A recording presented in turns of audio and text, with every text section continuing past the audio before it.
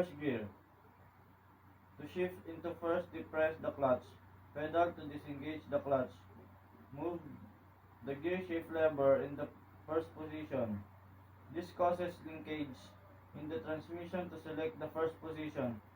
This causes linkage in the transmission to select the first reverse synchronizer and move its slip locks to the first speed gear.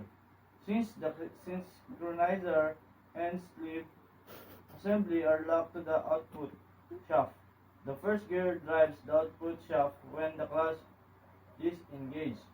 Second gear. To shift into second, the second synchronizer sleeve moves to the left. The sleeve moves through the center of neutral position, unlocking the first speed gear, unlocking the second speed gear to the output shaft, and the second speed gear driven by the counter gear second gear.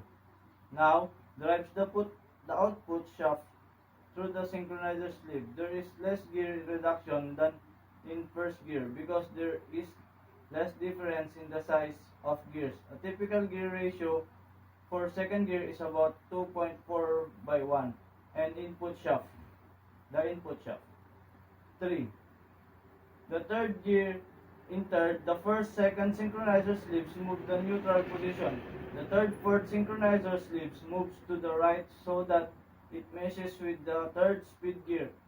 The counter gear third gear now drives the third speed gear and output shaft through the synchronizer. A typical gear reduction in third is about 1.5:1. Fourth gear or direct drive. In fourth and the fourth synchronizer sleeves moves to the left so that it meshes with main drive gear on the end of the input shaft. The output shaft is now driven by the main drive gear through the synchronizer. This is direct drive and the gear into ratio is 1:1. Fifth gear or overdrive.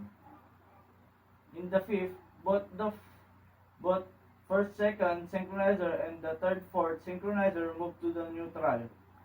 The sleeve on the fifth synchronizer moves forward. This locks the fifth gear to the counter gear. The fifth speed gear now turns fifth gear, which is splined to the output shaft. Overdrive is provided because the fifth speed gear is larger than the gear it drives. A typical overdrive gear ratio is 0.8:1. The output shaft turns one complete revolution while the counter gear turns in only 0.8, a little more than 3/4 revolution. Last, the reverse. In reverse, all synchronizer sleeves are in neutral. The reverse idler gear slides into mesh with reverse gear on the output shaft. The counter gear drives the reverse idle gear and it drives the output shaft through the synchronizer sleeve. The output shaft turns into reverse direction because of the idle gear. A typical reverse gear is about 3.5:1.